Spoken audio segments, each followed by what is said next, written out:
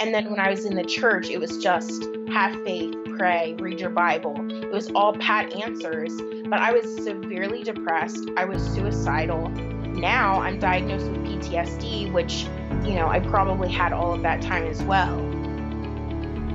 Welcome to Voices of Deconversion. We share the inspirational stories of deconversion told by former Christians who are now atheist or agnostic. Our stories remind us we're in it together. They encourage us as we discover who we are and help us to embrace who we become. Now here's Steve with today's guest.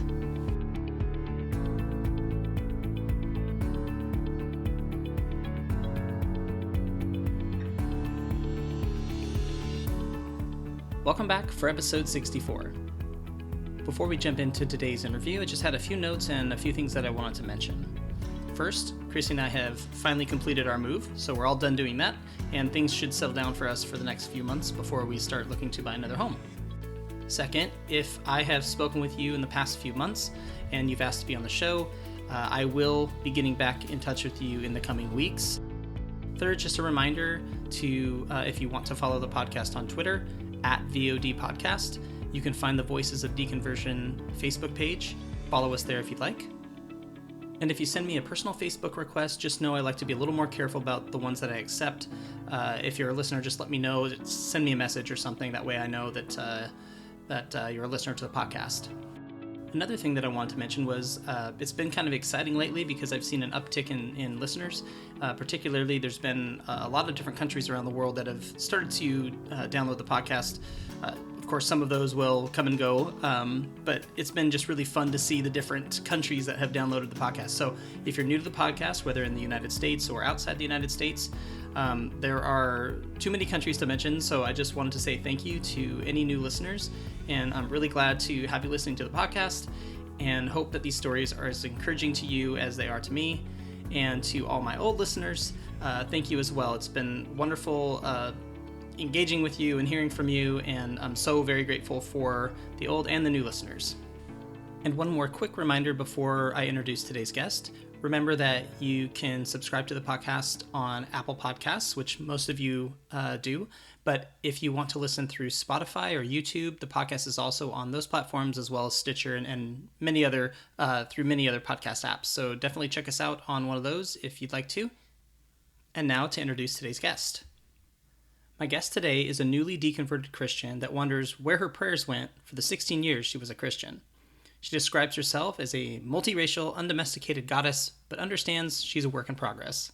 She was raised in an emotionally neglectful household and experienced sexual abuse from a family member. She committed her life to God as a way to escape abuse and to find love. Suicide was a common theme as she struggled with undiagnosed mental illnesses. She wants others who are diagnosed with depression and anxiety to seek help, because when these illnesses are left untreated, they can be dangerous. During a mental health crisis last year, she realized God was not the answer, and she needed help for depression. During that time, she was also diagnosed with PTSD. Since leaving Christianity, she's been freed from the guilt and shame associated with religion, and now sees the world differently. This allows her to enjoy life, laugh more, and watch Game of Thrones. She's the mother of dynamic twin boys, and as she puts it, wife to a strong, adventurous man. She says that she enjoys being outdoors, but not for exercising. She enjoys reading, but only for pleasure. She also enjoys watching her children laugh and play, but of course, not fight. She loves game nights, good food, and rum punch drinks. She also aspires to be a comedian. She wants others to be unencumbered by the fear of what people think and to reach out when they need help. She wants to be a safe place for herself and other people. She had some very wise words regarding mental health and how, although she's in a much better frame of mind these days, it's still something that she lives with every day. She's transparent about the very real difficulties she experienced growing up. This includes topics like suicide and sexual abuse. So if those are topics that are difficult for you to listen to, just wanted to give everyone a warning before the conversation begins. She's realistic about the difficulties she experienced in the past and the difficulties that she experiences now. I loved her honesty and kindness, and I think you will too. And now, my conversation with Amanda Holloway. All right, well, I'd like to welcome Amanda Holloway to the podcast today. Amanda, thanks so much for joining me. Thanks for having me. Yeah. Well, so do you identify as an atheist, agnostic, or is there a term that you'd prefer to use when this type of subject comes up, or if someone were to ask you what your beliefs were? I'm a little bit in limbo. Uh, I feel like I lean towards being an atheist, but part of me is like, well, what happened to all of those prayers? All the praying that I had for so long. Um, so part of me wonders, like, was I praying to myself, and what is that? Like, is there a term for that? But yeah, I mean, I don't believe in God, definitely, or Jesus or any of that. So Yeah. So agnostic or atheist or something in the middle. yeah, Yeah. yeah. I mean, definitely not agnostic. I don't think, like, I'm very sure there's no God, but I still wonder what happened to all my prayers. Yeah, well, that's a good question. Yeah, Yeah, that's a tough one to process once you've kind of deconstructed or deconverted, you know? right, right. Yeah. Well, why don't we start kind of with your early years and just tell me how Christianity influenced you as you were growing up. Sure. So, I didn't actually grow up in the church. I didn't start going to church until I was around 10. Okay. My mom grew up in some very, very legalistic Hispanic churches. And so she like really leaned away from those. But on the encouragement of a friend, she started taking us to church just to like have a good influence. Um, Yeah. so for from 10 until like 15, it didn't really mean much to me. I didn't understand it. Church is geared towards like the kids that um, grew up in church and know all of the stories, and their Ah, families know all of each other. So I felt like an outcast in church. I felt like an outcast in school. I felt like a black sheep in my family. Um, so uh, but when I was 15, I went to a Christian camp. And I basically was like, prayed right before I went. And I was like, God, if you are going to show me you're real, you need to do it this week or that's it. I was really suicidal. I had a lot of like issues at home growing up. My mom was very distant. She wasn't supportive at all. And I had been sexually abused by my sister's dad. So um, there was a lot of stuff going on that kind of led to that moment. And the whole, you know, all of the feelings and all of that, it was all there, and that's what led to like my conversion moment. Everything that I needed, like love and acceptance, I finally found it in that week of camp, and that's the reason why I gave my life to God. wow. Yeah, so like there was a lot more there than just like, oh, I decided that I would give my life to Jesus this weekend. Right. Yeah, Yeah. a lot building up to that moment. Yeah, there Yeah. was definitely a lot. My sister is only my half sister, which we didn't really talk about that growing up. Um, Is she your only sibling?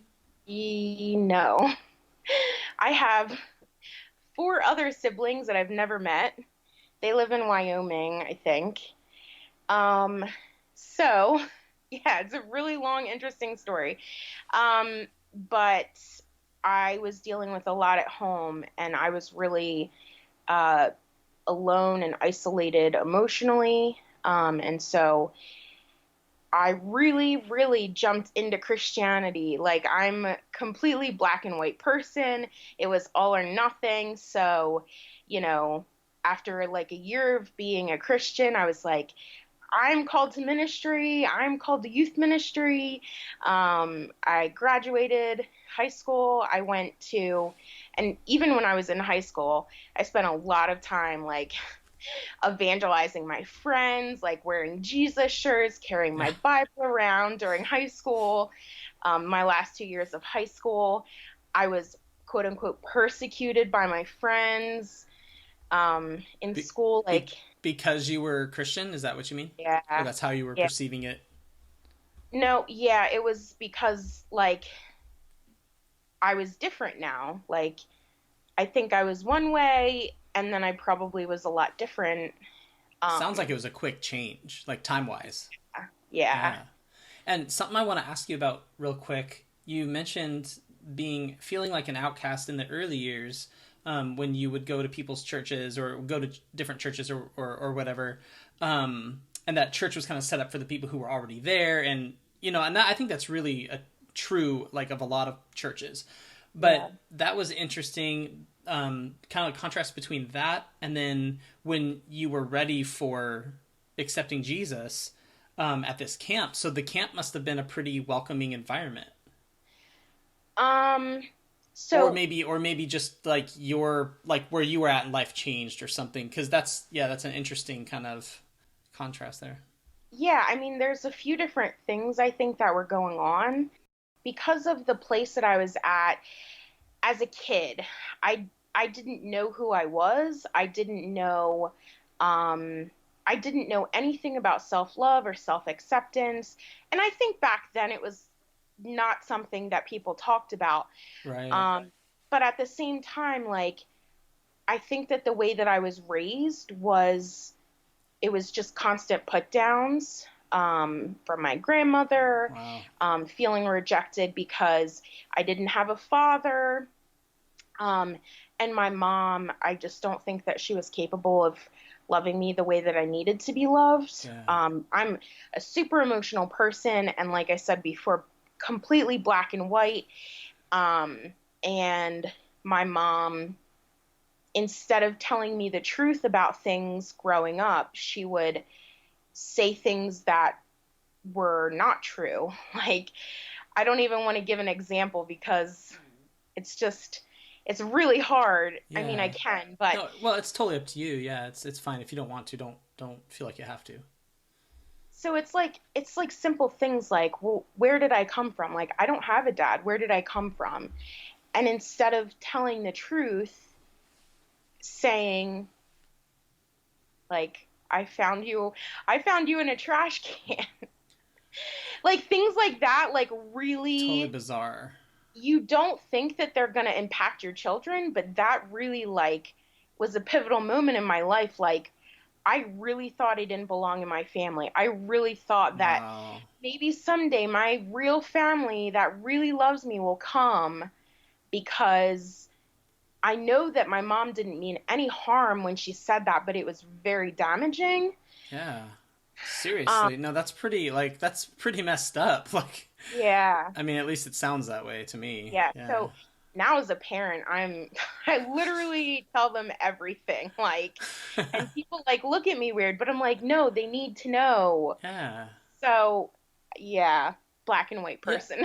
That's funny. Well, yeah, but there's good. I mean, that's really good. I think that's a great way to raise your kids because you're being transparent with them, and kids are curious. And half the time, even if it's a difficult subject, when you're upfront with them, appropriately. But when you're upfront with them, like, generally they just stop asking the question when they're little. They just go, oh, and then on to whatever the next thing Right, is. But right. you continue to do like what your mom did and just keep piling like mistruth on mistruth or half truth on half truth, and before you Right. know it, the kid's completely frustrated or confused. Yeah. And I didn't feel like it was a safe place for me to ask questions, so I didn't keep asking questions. And like, kind of going away from your question, part of me deconverting was like being honest with my kids. Like, it just starts with like being honest, like science and Santa, like, they know the truth about Santa. They don't want to believe that Santa isn't real yet. Like, they want to believe in Santa, Yeah, and I let them, but I remind them like it's just a story. And so like that kind of actually played a part in me deconverting. interesting. Um, like, just allowing those questions. And then it was like okay for me to ask questions too. That's interesting because like truth important wasn't a key piece of your mom's, like, it wasn't a key value that your mom had, and because it was probably for you, now it's become a really key value for you as you raise your kids. Right, right, yeah. Yeah, that's cool. Yeah, so I think my kids play like such a big part of my deconversion It's interesting. too. Yeah, so Well, I'll be really interested to hear about it. So, from the time you were, we'll jump back again. From the right. time you were at the church camp, and you give your life over to Christ, and then you decide I'm called to ministry, and you're just like all in. Just Right. the moment you jump in, it's just full speed ahead. Yeah, so even so back to your question where you asked like what was the change there? So Yeah, yeah. not only did I go into the camp saying like, okay, God, like you have to show me who you are, or that's it, like I'm gonna be done with life. I also was like, I'm gonna be 100% who I am, because I had been like painfully shy, painfully self-conscious, like for a long time. But I'm really funny. I'm outgoing. I like to have fun. I like to joke So around. that's not your natural state to be withdrawn and quiet and keep to Right. yourself. Yeah. So Right. it's probably horrible for you to have to do that. Yeah. Yeah, Yeah. but it was just years and years of being self-conscious and confused and all that. But I went into camp and I was like, I'm going to be totally myself. And I opened up to people. I don't remember all the details of how vulnerable I really was with people, but I was funny and I was outgoing and I participated in things and I didn't like stand to the side and I did things that I wouldn't have normally done. And I Yeah. think that allowed people to like really see me. And so then, and I think also like in the moment that I gave my life to God, that was a really vulnerable moment. And so people like came and like encircled me and hugged me and stuff. So Wow. they felt connected with me. So yeah, it was like, it was a really, it was a really big flip that, or switch that flipped. I think that on the surface the church gets it really right. I don't think it's necessarily the way it looks, but I think or it's not that way all the time, but for you, like those people surrounding you and just instantly welcoming you into a family, that was what you were like desperately needing to up to that point, was to Right, feel that love and acceptance, and then here it was just in a moment. So I can see how like wonderful something like that is. right, right. And then I just, like you said, like I just jumped both feet in and I wanted to be a leader and I wanted to be like all of these things. And so, when you have a desire to be in leadership, the leadership sees that and they start grooming you Yeah. into that, like into those positions because they want more people serving. And I felt like if we are supposed to give our entire life to God, if we are supposed to sacrifice everything, then everybody should be like this. This is how it should be for everyone. It didn't make sense to me why my friends went to college for things other than ministry. Like, why are you wasting your time? Now I deeply regret that I went to school for ministry, Well, which I I know feel you there. too. Yeah, um, that's a tough one. yeah. Yeah. So, but yeah, I was totally in over my head with all of it. In over your head, like in a good way, like you were really engaged with it. Is that what you mean, or were you getting over your head, like overwhelmed? No, just like totally enveloped Yeah, and yeah. yeah, That's what I thought yeah, you meant. Okay, yeah. yeah. So, okay, so this is high school. What else happens? Is there anything else that happens in high school or before you go to college that was kind of significant in your development of your faith, or even just important life events? Anything that you think is important to mention? So the next thing that happened was right after I graduated. Have you heard of Creation? Oh yeah, the festival. Yeah, it's Yeah. big out here. Is it still out there? Is it still Oh going yeah, on? yeah. I thought it went away and they replaced it with something else. I thought someone said, because they used to No, have it out here in Eastern Washington, out here. yeah. They Um, yeah. yeah. Anyway, Well, they still have it. It got flooded out this year because of rainstorms. Thank you, global warming. right. Um, so I went to Creation the summer after I graduated high school, and I went with a friend, and that friend's family went with another family. And there was a guy there that was with this other family, and he was on drugs or something. And so they were trying to send him to, this is kind of an Assemblies of God thing, which you might know, but they were trying to send him to Teen Challenge. Okay, yeah, I don't know. So Teen Challenge is a faith-based, like, rehab program. Interesting. And it's pretty big where I live because we have a big facility they opened a detox. But anyways, that's a side note. Yeah.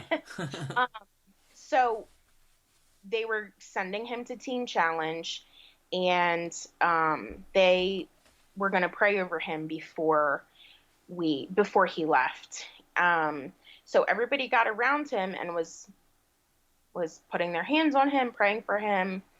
And some of the people were praying in a language that I didn't know. And so that was my first experience with tongues. And I was super confused because the church that I had been going to was very conservative, EC, and the EC is like comes out of the Methodist movement. So I took this information back to my youth pastor, because when you're a youth, you think that your youth pastor is like the pinnacle of all knowledge. And I'm like, they were talking and praying, but I don't know what they were saying. And I guess I might have found it in the Bible. I'm not sure. And he was just like, he couldn't answer my question about it. And he totally brushed me off. And I was like, this is unacceptable. Like, how can this be happening from people that are saying that they believe in God, but you're telling me that we can't have this conversation? So yeah, or like even say, hey, I'm not sure about that, but I'll go ask the pastor or something. Right, which is what you're like, that's what I do with my kids. Like, right. That's what you do. You just say you don't know. But he just was like totally dismissive. And I thought that was totally not cool. Yeah, for sure. So then I went to Bible college in Missouri. There's a free Bible college in Missouri that I ended up going to. And they are based out of the Christian Church in Christ. Okay. So the school is technically non-denominational, but it's out of the Christian church. Okay. And the Christian church believes that they are the one true Christian movement. And it was super culty and it was super weird. And was Christian Church in Christ or of Christ?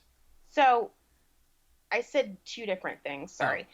So they called themselves the Christian Church. Oh. But I think that they also call themselves Church in Christ. Church in Christ. Okay. Because there's a Church of Christ. Yeah.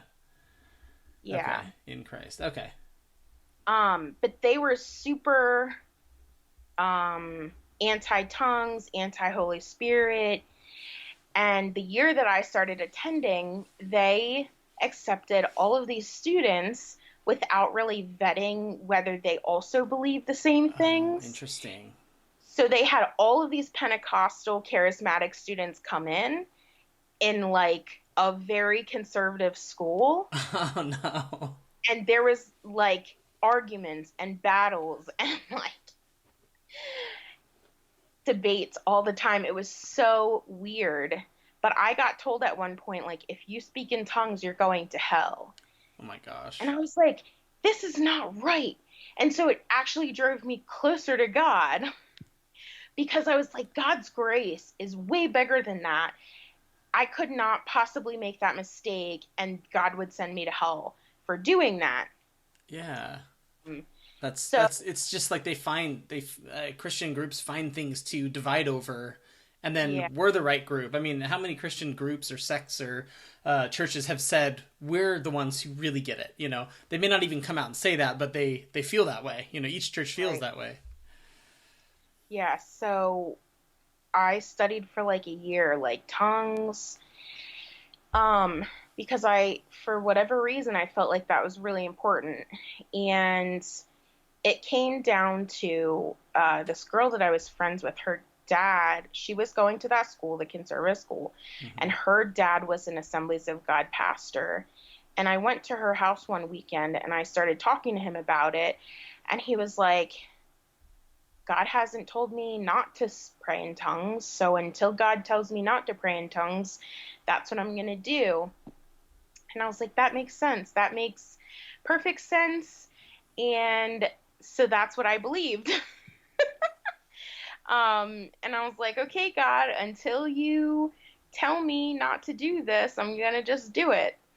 And that's kind of, I did that with a few different things, I think, in my faith. So, yeah, just kind of accepted it and decided, if I come across, something, if God tells me otherwise, fine. But until then, I'm just going to go forward with what I believe. Right, right. And that was, you said, right after you got out of high school? Yeah. Okay. That was like, so that conversation was probably a year after I finished high school. I was in college for like a year at that point. Okay, so you went to this Bible college, and then you ended up leaving that college? Yeah, after Yeah. a year and a half, I left. My mom had gotten married, and there was a lot of things going on at home, and I felt like I needed to be at home, which I don't know if that was the right decision or not. But when I came home, I got super involved in a young adult ministry.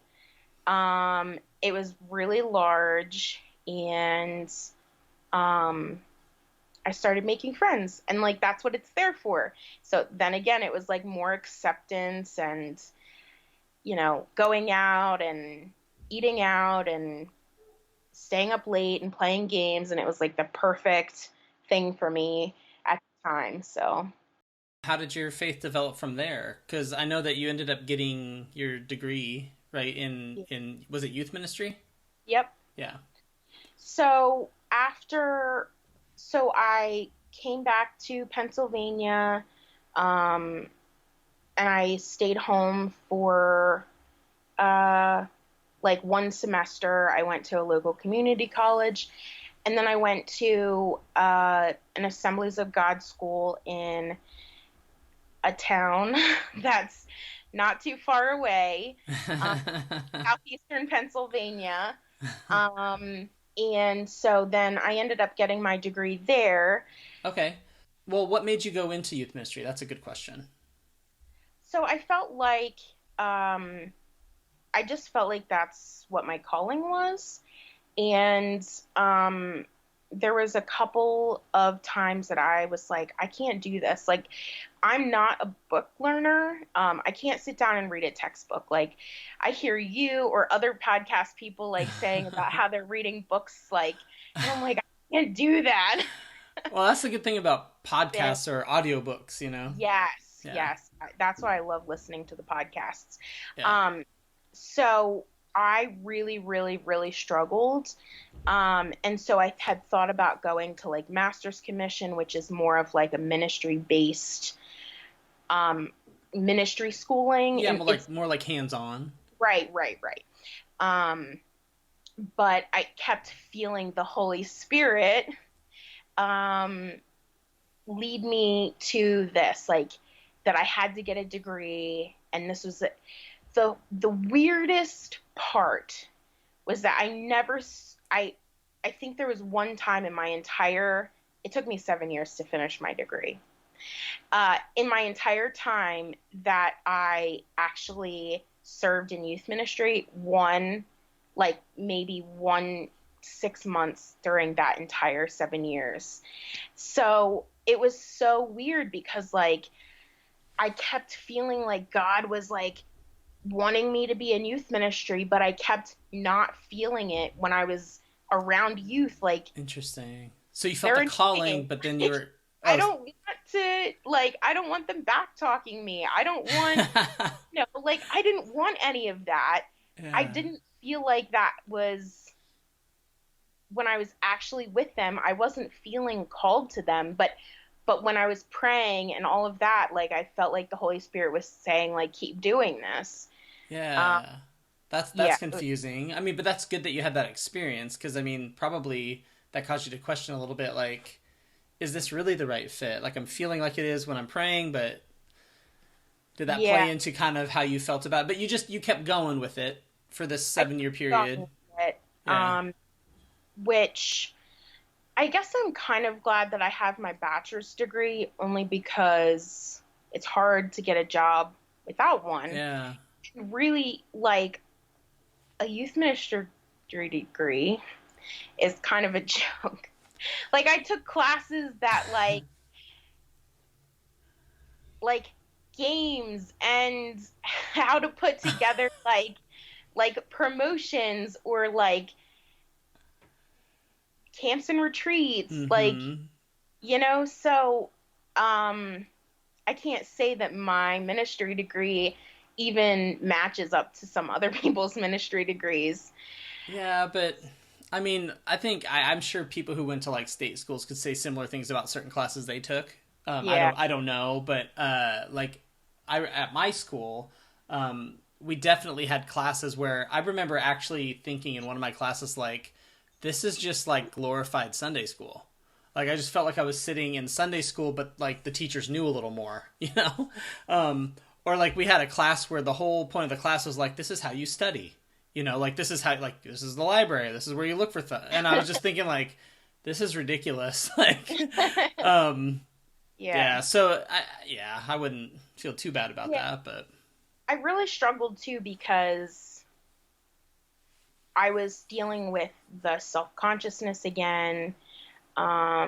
And the person that was like the head of our youth ministry department, he very obviously had favorites. mm, And it was like the kids that were the most talented at doing all of this stuff or at speaking. And um, I really, really struggled with that. And I look back at it now and I feel like so sad for all of the kids that were kind of like where I was, where they were really poor, but they were going to this private school and putting everything into it, and they're probably thousands and thousands of dollars into debt now. And it just makes me angry because I yeah, feel like the school at the time that I was going there was developing and they were building and they were doing all of these things.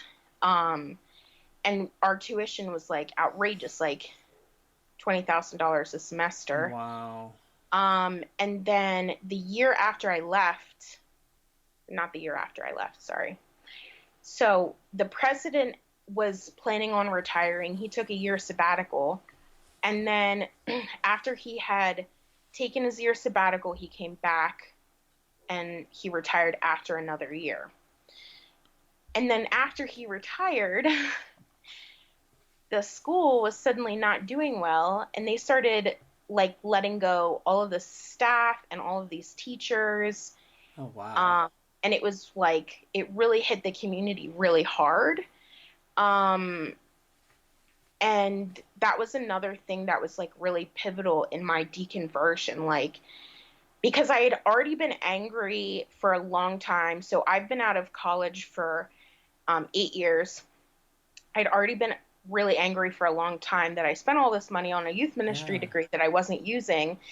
And then for the school to start saying like, well, we're not doing so well, so we're going to let go like about half of our staff and teachers, yeah. our faculty.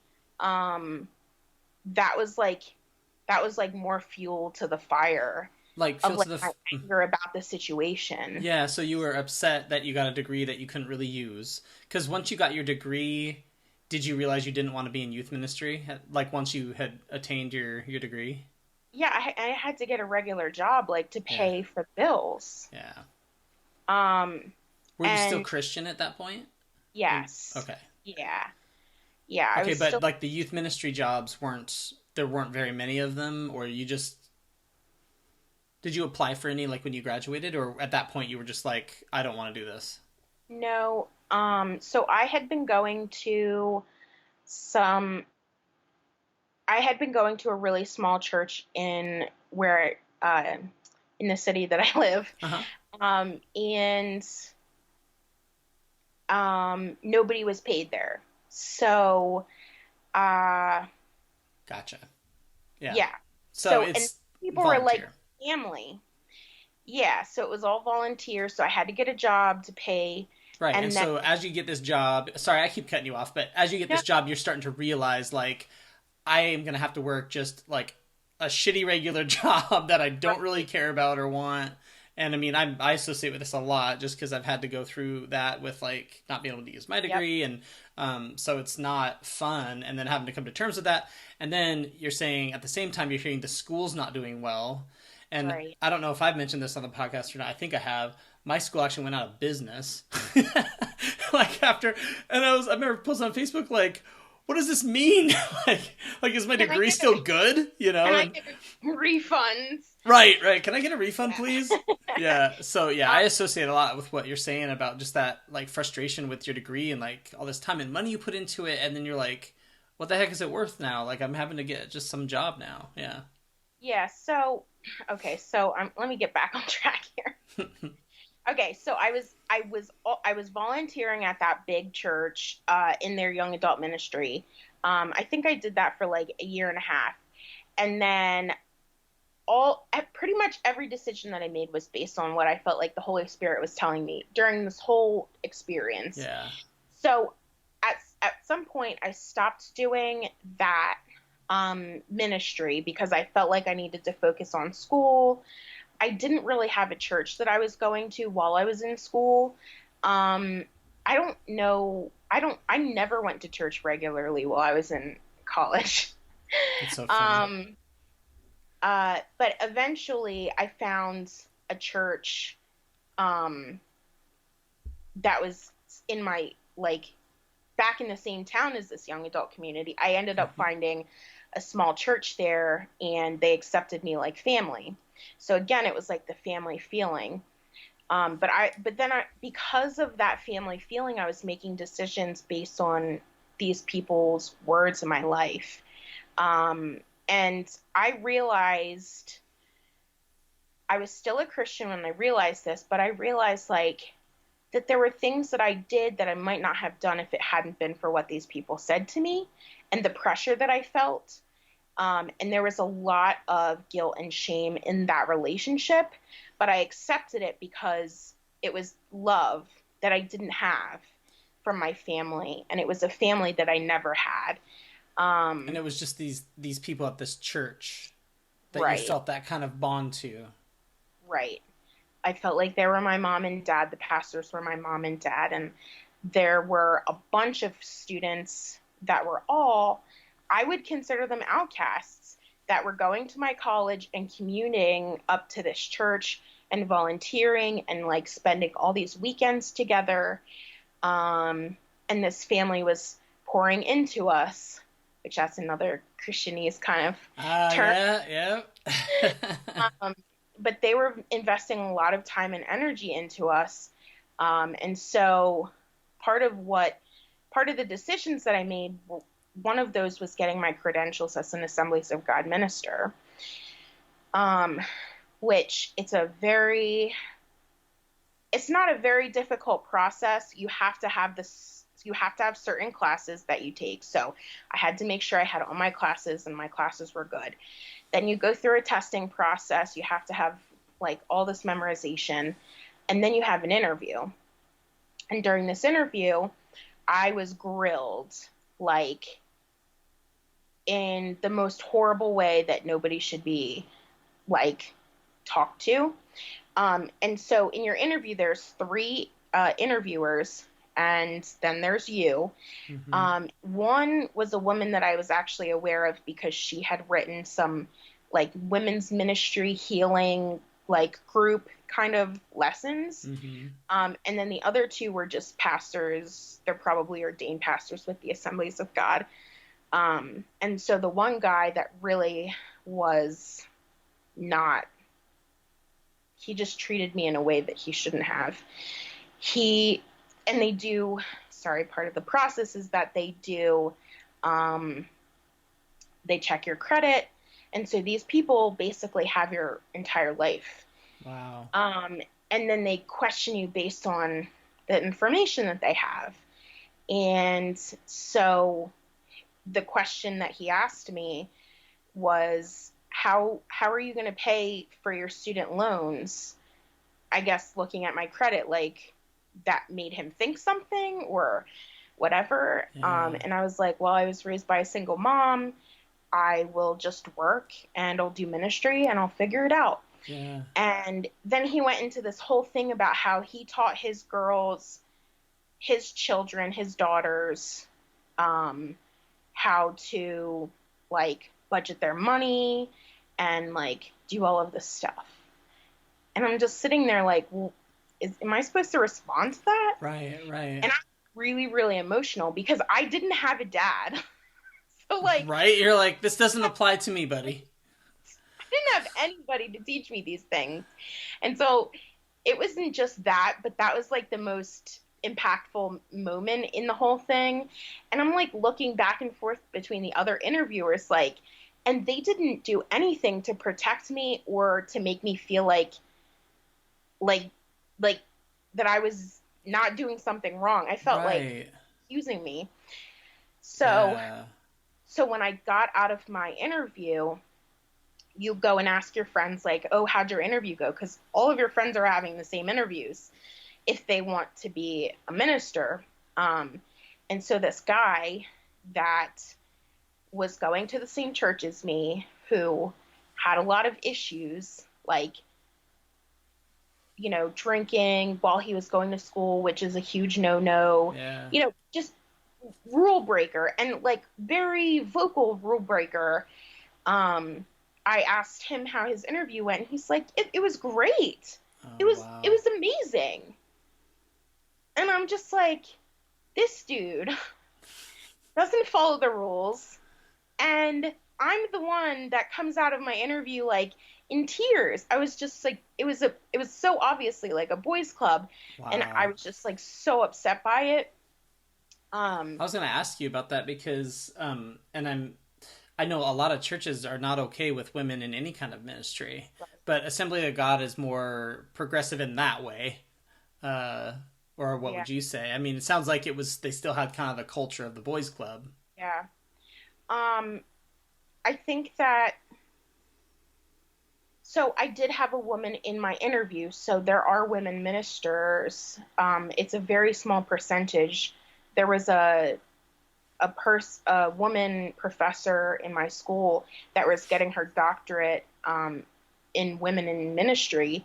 And so her whole doctorate was basically like the percentage of women in ministry and what we can do to like make this better or whatever.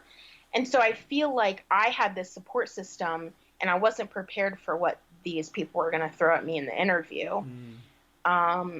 Because it wasn't loving and it wasn't caring and it wasn't like this experience that I was having. It was just like, you're not good enough for us, and how are you going to fix that? Wow. Kind of thing. Yeah, that's horrible. Yeah, it was really. What ended up coming of that? Did they not give you the credentials or? So I got my credentials with like a stipulation that I was going to meet with a woman minister, to kind of like mentor me through the process. Okay. So I did have them technically, but I was supposed to be meeting with this person and I never did. Yeah. Just I can see why, after that experience. Because, she was living in the town the school was in. I was living up here and I was working like an odd shift because that's the first job that I got.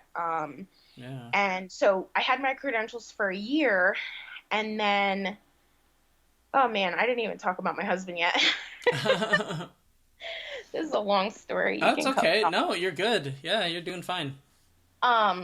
So my husband and I were friends for 2 years before we got married, and we started dating after I graduated. And I was with this family church, and my husband and he was living in a very far city, further than where the school was. so he was like an hour and a half away. We were an hour and a half away from each other when we started dating. And I was 25, which I felt like was like an old hag, basically, of Christianity. And I was a virgin. I'd never had a boyfriend. I've never been kissed before. And so he wasn't like the first person to show interest in me, but I felt like God was saying, like, this is the one. So we became boyfriend and girlfriend very quickly. We got married really quickly. But while we were dating, we weren't saving ourselves for marriage. And so, oh man, I've been telling this a lot recently. Because of the culture of accountability, like the iron sharpens iron, I felt like we're wrong, we're sinning, and we have to confess, that we have to be accountable. And so, like, we're having sex and we're talking to our pastors about it, and they're like really mad at us. And so it was just like this weird situation that now, as a non-believer, I'm like, that's so toxic. It's so weird. Like, it's weird to me, like, that a grown-ass man needs to know about your personal life like that. Right. That's what's weird. I mean, Chrissy and I, when we were, like, I think it was a week before our wedding day, I felt like I should be honest with our pastor. Like, we had sex, like, really close to when we were our wedding day, you know?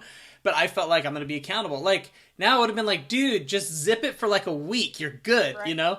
Right. But because he was going to marry us. So I tell him, and he had a rule, and he told us going in, if you have sex before marriage, I will not marry you.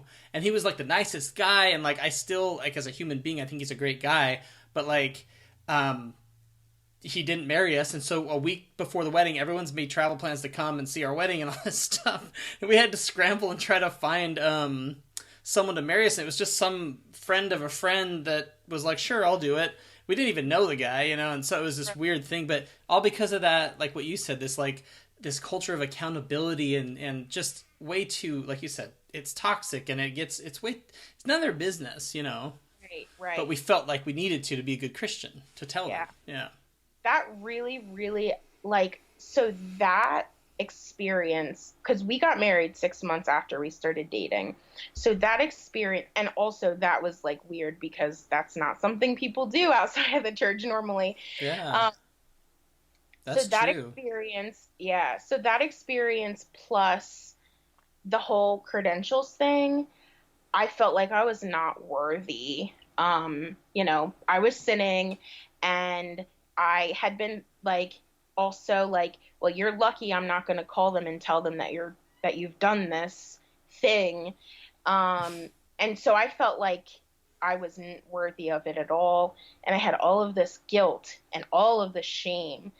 And so a year later, when I was up for renewal for my credentials, I was like, I don't know what to do. We were going to a different church at this point. Surprise, surprise.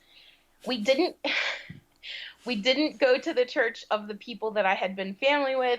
And we also weren't going to the church that my husband had been going to in this other city, because they both were like, it just heaping shame and guilt on us. Wow. So we were going to this third church, and, you know, she was like, it's okay, whatever you want to do. God, you know, it doesn't mean that you're not a minister. And so I didn't renew my credentials. I couldn't afford it. It was like $125. I couldn't afford it. But then again, I felt like even more guilt and shame, like, because I went through this whole process, and it was such a long and difficult process. So it didn't make me feel any better, like, that I gave up my credentials. Mm-hmm. Did you feel a bit like you had let yourself down, or you had failed? Is that kind of how you were feeling? Is that why you were feeling that way, or? Yeah, I think I felt like, what did I work so hard to become a pastor just to not be a pastor? Wow. Yeah. What, how do you feel about that now? Like, looking back on that experience, like, And I don't know how long ago this was for you, but how do you feel about it now? How have you processed that, I guess, is what I'm asking. Yeah. I still spent a really long time like upset at myself about it. Now that I'm out of that community, I'm glad that I'm out of the community, but there was never a time that I didn't feel like a failure because I couldn't like do what I felt like God was calling me to do. Wow. So the last church that we were going to, they were what I like to call super Pentecostal. They were apostolic. They were fivefold ministry. So they were very, very Pentecostal. And my husband and I were going. So this church was in New Jersey. It was based in New Jersey. And I don't want to tell my husband's story, so I'm going to avoid that. But so we were going to this church in New Jersey, and they invited us to be part of their ministry school. So we were spending one Saturday a month traveling to New Jersey without our kids, finding childcare, and being a part of this school. And there was multiple campuses. And so like in my mind, it was like, oh, this is so much more like the real Christian church that was in the Bible, because it's like so many campuses, and everybody was very loving and accepting, and it felt like a family again. That was like the theme. And so we got invited to be a part of this ministry school. We were spending tons of time, tons of money, being a part of this. And, I had been a pastor and for a year, technically. And so it was kind of like all, I don't know. It had built up to that point? Yeah. It was building up to that point, but also it was when my faith started like really falling apart. Okay. And how old were your kids about this time? I think they just turned 3. So this wasn't long ago. This is fresh in your mind, and yeah, they were almost 3, I think. Man, we were living in another town. So this wasn't super long ago. So we were going to school. We were going to this ministry school. We were doing lessons. We were supposed to be reading books. And then we were also serving in the church that was not much closer to us than traveling to New Jersey. Mm-hmm. And I was struggling with my mental health. So I started to kind of unravel. Traveling was like really wearing on me, and having twins, even though I was 3 years in, my anxiety was it was at an all-time high. Yeah. My husband and I were having like very volatile fights, and it was just not good. And it was so confusing because it was like, we are doing everything that we're supposed to be doing now. Finally, after 7 years or 6 years of marriage, we're finally doing everything we're supposed to be doing. And none of it is working. Like, our marriage is falling apart. I was just like not okay. And our marriage was not okay. And so it was not good. Yeah. So we were seeking help from our pastors, and we started doing therapy, and stuff. And so I was not individually going to therapy yet at that point.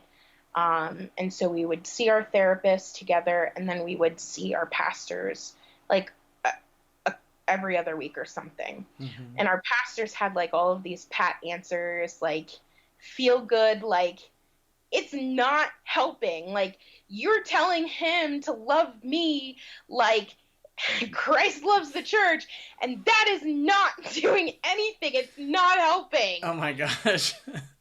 It's like such vague Christian advice. This is not helpful. It was not helpful at all, because that is what I've been telling him for years, and it's not working. Like, so you can tell him to love me as much as you want to, but it's not working. And it's not because he didn't. We're different people. Yeah. And so he wasn't loving me the way that I wasn't communicating. And, it was just like, it is what it is. And so at one point, things were so volatile in our marriage that I felt like, is he like verbally abusing? Is he emotionally abusing me? I was really, really, really confused. I was so confused. And so I was texting the pastor, and this is a woman. And the one thing I texted her at one point was, I think that I'm being emotionally abused by my husband. And her response to me was, well, don't let him treat you that way. And I was like, what? Whoa. Like the curtains were starting to fall, like really fall. Wow. It's horrible. Yeah. And then a few weeks after that, one of my sons was in the hospital for a week. And then like a few weeks after that, then I ended up being hospitalized because my mental health was just, it was horrible. I needed medication. I had been talking to my pastors, and they were like, well, you just need to wait on God. You just need to wait on God. Like, that was their response, but I was falling apart. So, the church is not equipped to handle mental health issues. I just don't think at all. No, not at all. And that's dangerous. It's so dangerous. Yeah. I killed myself. Yeah, it was really bad. And so when I was in the hospital, I told my husband, like, I can't go back. I can't do the traveling. It's too much for me. We need to figure something else out. So he came up to a compromise, and he said, like, I'll take one kid, because being a twin mom is hard. So like coming out of the hospital, it was just like, it was all of this stuff. Yeah. It was just all these things adding up, life just weighing down on you, and just, I mean, sometimes life gets crazy and it all hits at once. So when I was in the hospital, that was really when I really was like accepting that I had questions about my faith and about God, because none of it was making sense anymore. Everybody believes something different. Nothing that anybody believes really lines up with what God says in the Bible. And so that's when I was starting to see through. And I really allowed myself to have questions, because even though everybody says, like, yeah, of course you can ask questions, nobody's going to give you answers. Nobody's really like giving you space to actually have conversations. Right. Like, okay, if we are allowed to speak in tongues and if we can heal people, then the Bible talks about like snakes and poison and stuff. We're not doing that. Right. So you don't really have enough faith. So it was just, it was all falling apart for me. Well, and in moments like this, I think in many Christians' minds, like, this is when God's at his best. Like, he'll comfort you mentally. Like, he'll support you, and he'll be there for you in your time of need. Like, when people hit rock bottom, that's usually when God is supposed to swoop in and like help them get back on their feet. And this is all those testimonies you always hear in church. I was a drug addict, or I was homeless, or I was, I had some horrible thing happen to me, and then God changed my life. I mean, this is the moment when God's supposed to come in and make it all better. And apparently that wasn't happening. Yeah, and so when I was in the hospital, I finally accepted, like, God's not doing anything for me. He's not helping me. He's not magically healing our finances. He's not changing my husband. He's not changing me. He's not making my children, they're only 3, but still it's difficult. Like, I got pregnant with twins. Yeah. So it was finally like, God's not helping me. And I can't deal with this anymore. And So it was that was in the hospital. That's when you were starting to have these realizations, like, I'm not getting the support from God that I need. yeah. I stopped praying. I chose not to read my Bible, which I hadn't really been like doing devotional time or whatever, but I was just like, I made a conscious decision that I wasn't going to be doing that. Um, yeah, that was in Wow. October. Wow. So that's like not even a year ago. Yeah. Yeah. Um, What so do you then think helped you through that time then? Because that's a serious, real hard thing to have to go through. Zoloft. Yeah. Literally, when I started Zoloft, it made my whole life better. I'm not That's on that cool. medication anymore, but it really, really, it took magically my marriage was better. I just stopped like caring so much about things. Um, it really, really helped me a lot, a whole lot. Um, Therapy, my therapist was at the time, because I'm not seeing her anymore, but she was crazy, but she was very validating. Wow. Like, so when I would tell her something about my past, she would be, "Oh my gosh," like that would be her response. You're like, yeah, okay. I don't mind. Yeah, a little. Vindicated, like, yes, somebody knows it's crazy. Um, yeah, it was pretty crazy for a while there, but I got what I really, truly, finally needed, which was help with my mental health and somebody validating me. Because Yeah. as a Christian, I could talk until I was blue in the face about what my experience was growing up, but it was like, well, you have to forgive. Like, you're telling me to Yeah. forgive my sexual abuser. And now that I'm finally not a Christian, I don't need to forgive you. I don't need to have a relationship with you. Forgiving you Yeah. does nothing for me. But guess what? Blocking you out of my life, not having you a part of my life, that does a whole lot for me. Yeah. And that does a whole lot for my kids too. Yeah, and there's no guilt associated with that. That's totally Oh, okay, and in fact very healthy for you in this yeah, case to do that. Yeah. there were Whereas so as a many. Christian, that would not be okay. Right, right. You need to forgive. Yeah. Right. And I spent so many years like, I don't understand what forgiveness is. It was a constant question.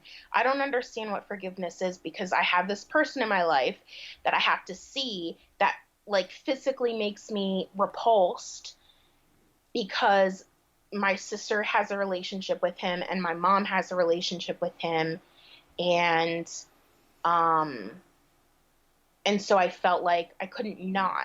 And there was Yeah. no answers anywhere because I didn't know any better. I wasn't raised to have any critical thinking skills. And then the church didn't give me any critical thinking skills.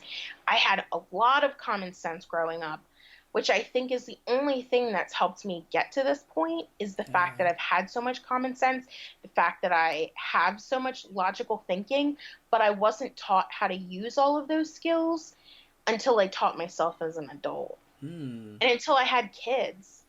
Like, and then I'm teaching them to think critically and to say no to people touching their bodies. And then it was like, it just, yeah, I mean, so. So what prior to the mental health crisis, if I can call it that, I guess. Yeah. Really, I just like try to be so careful the way I talk about stuff because I no, don't want to like upset people or like say it no. wrong or something. But so after the mental health crisis, or right before the mental health crisis, where would you say your faith with God was at that point? Were you still kind of hanging on, or? Yeah, I was really hanging on. We were going to that ministry school. We were tithing. We were serving. Um, but I was kind of like slowly distancing myself. There were some churches that we had gone to during the course of our marriage that I felt really comfortable in. Like, and I felt like my kids were safe. But this church, I was a lot more loose with their security, and they were meeting in a hotel, and I didn't feel safe. And as a sexual abuse survivor, Mm-hmm. that's something that's really important. And I could not figure out why I didn't feel safe with these people Mm. that are supposed to be Christians, but I just didn't. Yeah.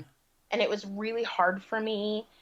Uh, in addition to that, because it was meeting in a hotel, church started at like 10 or 10:30, but my husband had to be there at 7 because he was sometimes on the worship team or sometimes setting up or So it was sometimes. really demanding on you guys. Yeah. So, and it was an hour away. So we Okay. had to leave at 6 in the morning, which means we had to get up at 4:30 with Oh, our 3-year-olds. that's insane. That's so hard. Yeah. So it was a huge piece of my mental health, like, I think, It and was I did. the church routine was making things worse, it sounds like. Yeah. And so the mental health crisis, do you feel like you're was it independent of walking away from God? Like, what? Sorry, I hate wording it that way. Was it independent of your deconversion, or was your deconversion kind of wrapped up in that? My mental health crisis, it was, yeah, it was definitely wrapped up in it Okay, because yeah, I needed medication probably my entire life and I never got it. I wasn't getting mental health support in my family of origin. yeah, And then when I was in the church, it was just have faith, pray, read your Bible. It was all pat answers. But I was severely depressed. I was suicidal. Now I'm diagnosed with PTSD, which, I probably had all of that time as well. wow. Um, I was not good. They were just essentially damaging the situation more by telling you this horrible advice of just forgive, just move on, just they don't have answers, so they just tell you, yeah, Jesus is going to make it better. Just trust, just wait on God. Right. And Wow. because of the way that you're expected to kind of form relationships, I didn't have anybody else to say, like, maybe you should do this. I cut everyone off. Anybody that wasn't of value to my Christian life, they weren't of value to me. So I didn't have a relationship with them. I didn't know how to have relationships with non-Christians. It made me uncomfortable. Um, and that's really unfortunate because, I don't have nobody from high school. I don't talk to anybody from high school. Um, so part of my story of growing up is that I went to 5 different elementary schools. Um, that I still see that has a huge impact on my life because I don't know how to build relationships.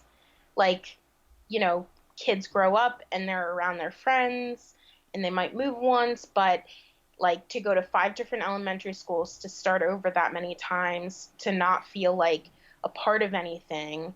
Yeah. So I go from not having social skills, which is what made me painfully introverted, to then going to the church where it's like you're supposed to be in the world but not of it. It It's was also like confusing. very, like, so I learned sort of how to build relationships in the church, but I didn't really learn how to build relationships with people with different views, or different beliefs or different anything. And so I still struggle with that. Yeah. And I still struggle with making friends. I think that as a mom, it's just what happens, but I have a hard time not internalizing that and like making it like, well, what am I doing wrong? Because that's how it's felt like forever. So, yeah. Wow. Um, yeah.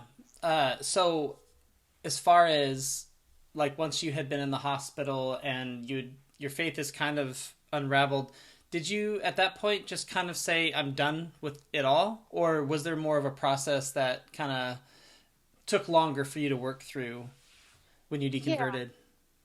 So I told my husband, like, I can't go to that church anymore. It's too much for me.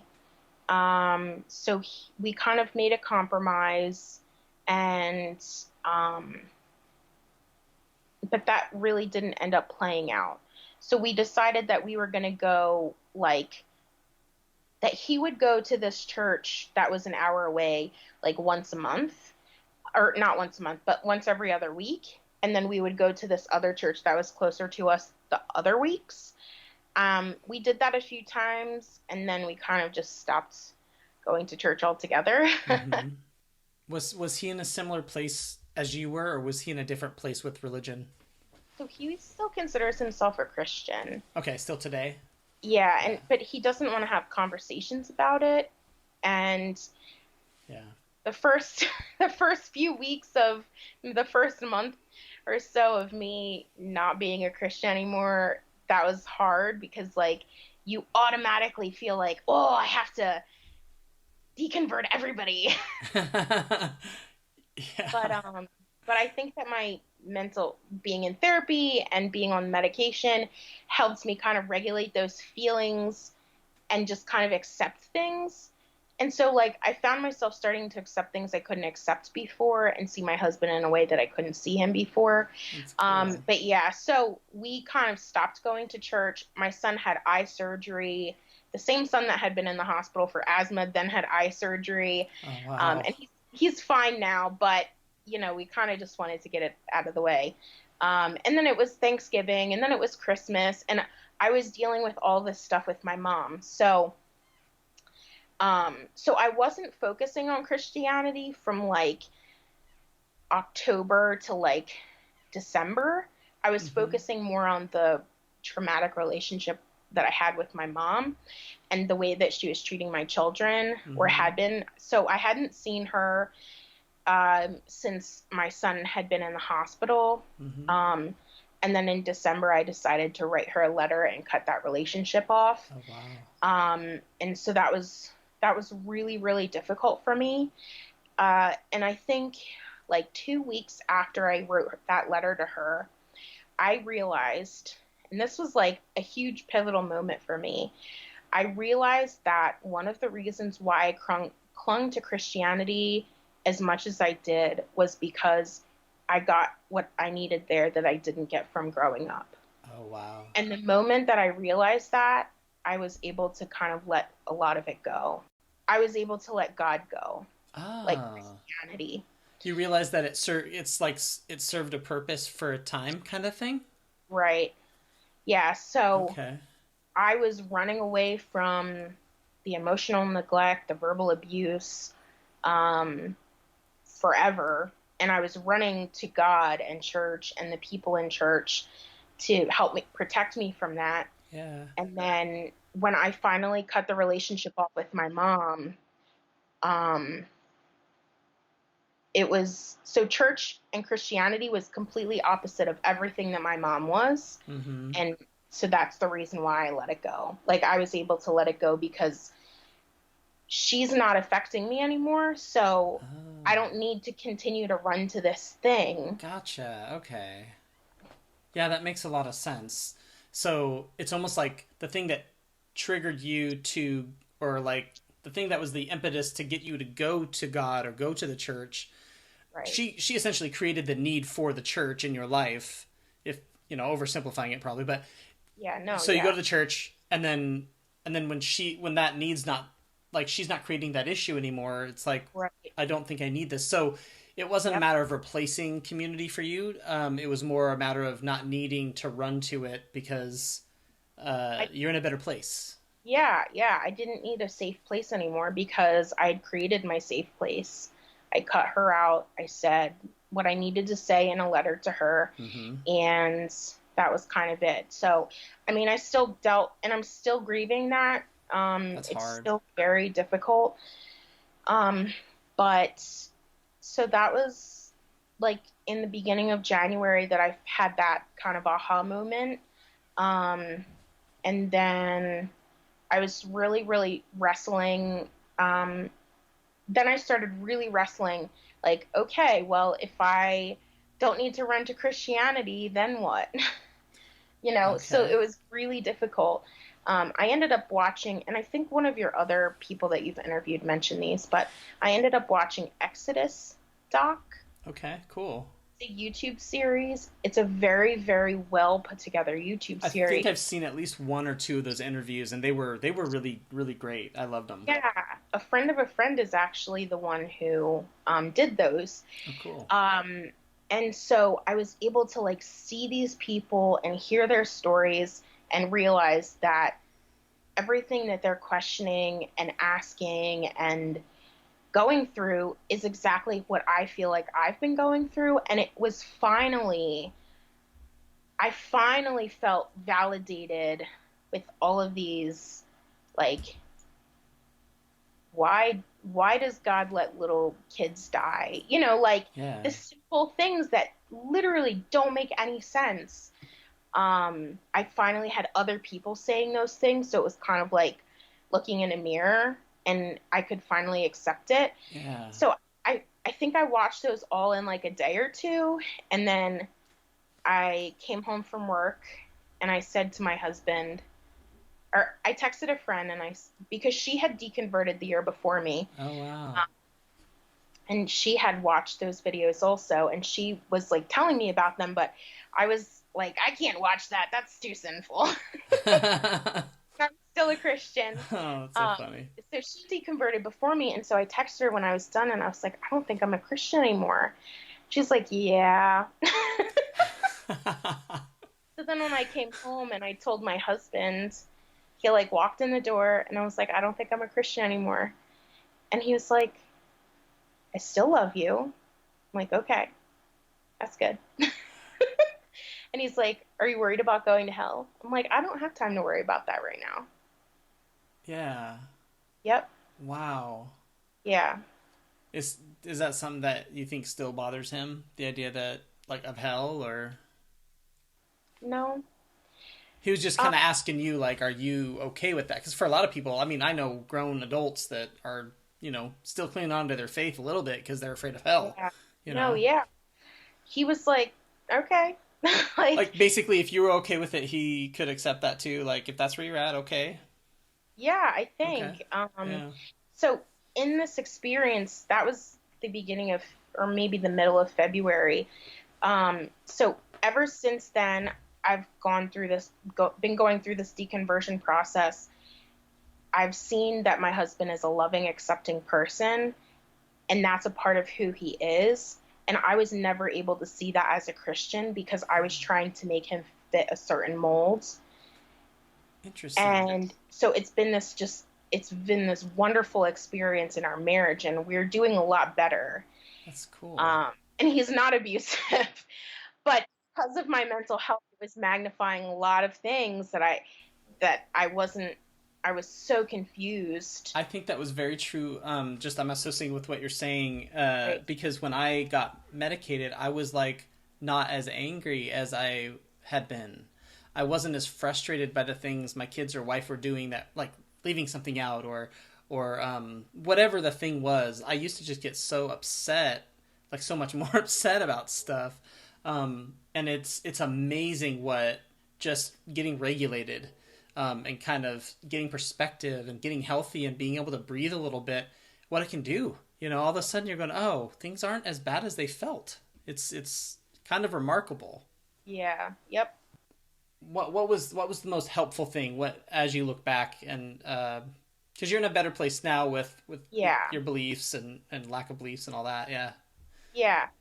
I mean, I think that every day is a process. Every day, because I'm still struggling with my mental health. That's something that it's not an overnight thing. And a lot of the mom stuff I've been able to kind of put on the back burner. After I decided that I wasn't a Christian anymore, that really became like the thing that I focused on the most. And that concept of cognitive dissonance was like really, really, really on the forefront. And so like a month ago, I ended up being out of work for like another long period of time, focusing on my mental health again, because I work in like a very, like verbally abusive job. I'm a caseworker for the state. So anyways, what's helping me get through is online community, podcasts, connecting with people. I'm having a really hard time finding people in my community. There's places that are, an hour away, a couple hours away, but I can't do that as a working mom. I can't make that travel. So online community has become the biggest thing for me. I did a class with Janice Selby, her divorcing religion class. She's amazing. That's awesome. She's so supportive. She's so wise. She's so gentle and caring. And I really, really love her a lot. And so going through her class, having those weekly meetings, talking to the other group members, that was really, I finished those classes now, but that was really helpful, very important. So yeah, I mean, I don't really talk to my husband about it a lot. The person that I have been best friends with for like 10 years, I don't feel comfortable like really talking to her about it too much because she's still a Christian and she's, pro-life and, just like all these things that I'm like, I don't accept that anymore. Like, I can't believe that anymore. So I've had to find online communities through lots of different stages in my life, but this is different. Well, everybody is just very accepting. That's awesome. Yeah. Is there a particular online community that you feel like has been the most helpful for you? So Janice has a group called Divorcing Religion.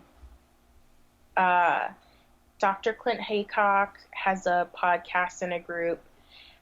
His podcast is called Mind Shift, and he has a group on Facebook. Yeah. Janice, I think, mentioned that podcast. I haven't had a chance to listen to it, but I keep meaning to. I'll see it and I'm like, oh, I need to download an episode. You should. It's so good.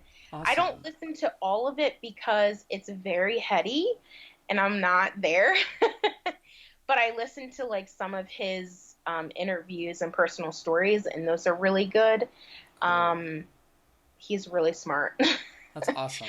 I like to listen to Deconversion Therapy podcast. Okay.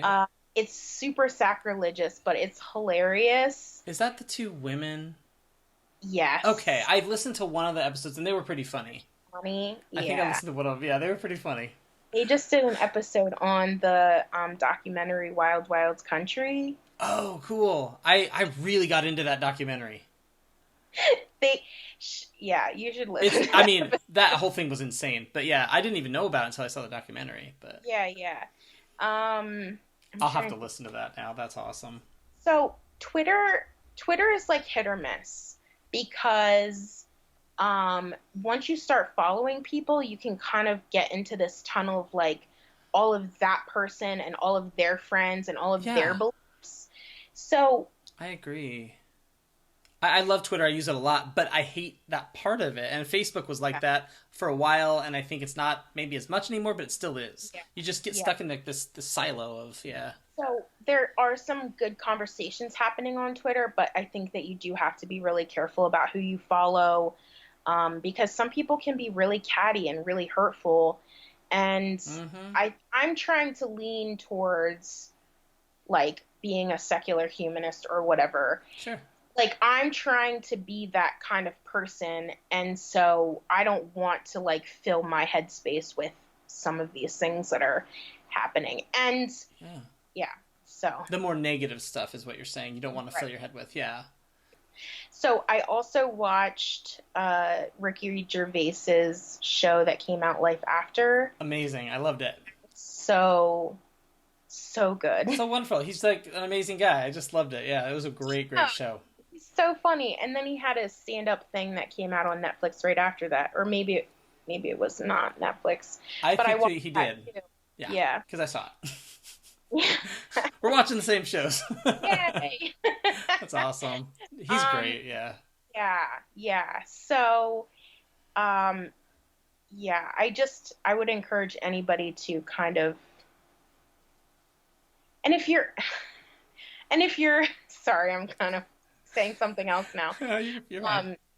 If you're not sure, just ask. Like, I've met some people in like some groups that I've tried to be friends with, but they're not in a place or not the kind of person that feels like they can ask questions of other people or reach out for whatever reason, probably because of just the issues growing up. They probably felt like they couldn't do that growing up. But there's a lot of people that really want to help other That's people cool. that are deconverting. That's so And cool. I so I agree. Yeah. encourage anybody to get into a couple of groups, to follow, a couple of things.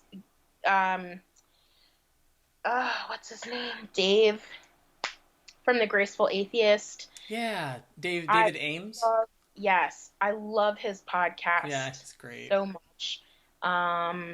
Yeah, so there's so many people that like want to help, because we've all been in that place where we're like, Yeah. oh my God, I don't believe this anymore, but now what?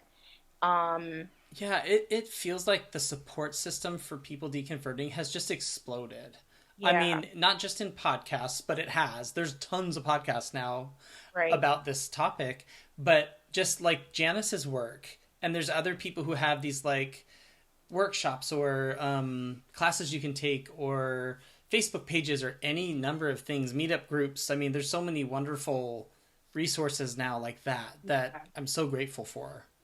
The other one that I didn't really find very quickly or use myself is Recovering from Religion website, and they have tons and tons of resources that I would encourage anybody, if you need something in your area, or I don't even know. It's like the go-to thing to find information about whatever you're looking for. Yeah.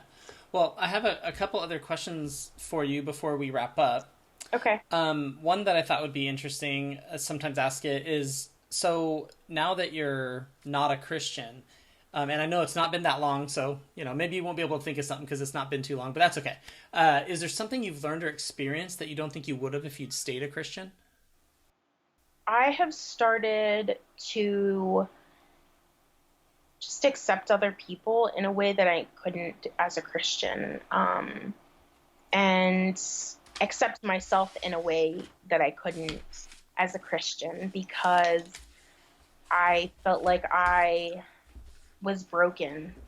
I felt like I was broken to my family, and I felt like I was broken to the church and to the people in the church, no matter how loving and accepting and family like it was. There was still so much guilt and shame. The judgment is just built into that system. Yeah. Even people who don't want to be judgmental, it's just there. Yeah. So I've been able to accept myself. Like, I have started following like body positive, things like fat positive things on Instagram, and just like all of these things that I just couldn't like even entertain before, because I was so consumed by like what everybody thought about me and what God thought about me, and just all of these things. It's been a very interesting journey. It's really neat because it just feels like you've taken a really healthy turn, Yeah. in a lot of Yep. ways, in a lot of different areas of your life. I I think that I have. Yeah. I mean, like I said before, it's such a journey. Mm-hmm. It's not perfect. I still get triggered a lot with my PTSD and all of that. Yeah. I started doing EMDR therapy recently. You're I've heard about I've it. connected with so many people through your podcast, That's actually. awesome. I'm so happy to hear that. Leah. Yeah, she's the best. Yeah. Yeah, so we're now EMDR buddies. Oh, cool. Her I story was amazing. I was thinking of her when you were talking, actually. I was thinking about her story. Yeah, I just see some parallels there. Yeah. yeah, yep. So I started following her and her husband on Instagram, and like I message with her husband sometimes because he says stuff that I really connect to. I've, listened to podcasts. I've followed people, and then I've reached out to them and talked to them, and I'm building these relationships, and That's wonderful. yeah. That's so exciting to hear. I love that. Yeah. When you look back at your former self, prior to all of this change and the non-Christian, version of you now, that prior Christian version was a very different person in some ways. But there's always something we can look back at and say, okay, even from the time I was young, like through this crazy experience, this huge change in my life, there was always something something positive about yourself that stayed the same through that change. Can you look back at your life and say, like, this was always true of me, this thing, you know, through this big change in my life, this thing always stayed the same, this positive thing about myself? I think just like my sense of humor is probably the biggest one. Like, I like to have a good time back then, but now I can really enjoy my good time and not feel guilty about it. You know, and I can say things now that I felt guilty for saying before. I can make like uncomfortable sex jokes and with my husband, and it's like super awkward, but he laughs at me. Yeah, and even like the whole mom thing, like I did not grow up in a nurturing environment, but I think that that's always been part of me because I just kind of became what I needed. I think, and going back to the question in the beginning is like, what do you consider yourself? I think that me saying like, where did my prayers go? That kind of ties into it as like, I was loving myself and I was praying to myself and I was figuring out what I needed and giving it to myself. And that's how I survived. Wow. So like, in a way, it was almost like you were, in a way, it was like you're praying to yourself, sort of, or like you answered your own prayers. That's kind of how I feel looking back at it now. That's kind of cool in a way.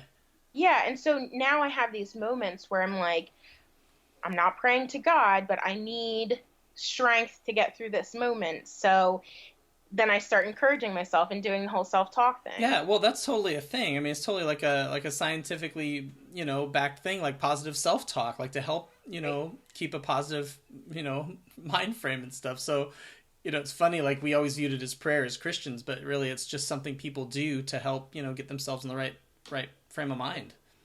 Yeah, and I've always had like a strength that people have seen in me, you know, just to like get through things. And I know that that's something that that's not going anywhere. Yeah, it's who you are. It's part of your DNA. Yep. So for someone who's going through a difficult deconversion now, maybe experiencing mental health crisis in the midst of all that, what kind of encouragement or guidance would you give that person? I would say, don't be afraid to ask for help. I feel like that's such a simple answer, but really it's the best one. Don't be afraid to call the crisis hotline, the domestic violence hotline. You have to start somewhere, and nothing's going to change if you keep doing the same thing. And for me, it was like God was not working anymore. It wasn't working. Jesus wasn't working. I wasn't getting a breakthrough. My bills weren't being paid magically, and it wasn't working. So like I needed to do something different. I needed to get help that I wasn't getting. And so that's what I would encourage anybody to do, is just do something different. That's great. Yeah. What's the best way, if people would like to get in touch with you, what's the best way for them to do that? Yeah, so on Twitter, it's at She's Amanda Manda. I am on Facebook, which people are more than welcome to send me a message. Those would be either the two ways. Send me a message on either one of those platforms. Okay, cool. Well, Amanda, thank you so much for sharing such a very personal story and such a recent, difficult thing that you've gone through. You're talking about having that courage and that fight kind of in you. It takes a lot of courage and it takes a lot of guts to come on a podcast like this and talk about really difficult things you've gone through. So thank you for doing that and being so open. And I think it's going to help a lot of people just simply because they can, you know, hear what you went through and apply it to their own life and hopefully help them get through something difficult. Thanks for having me. Thanks for listening to Voices of Deconversion. Be sure to join us next time by subscribing to the podcast.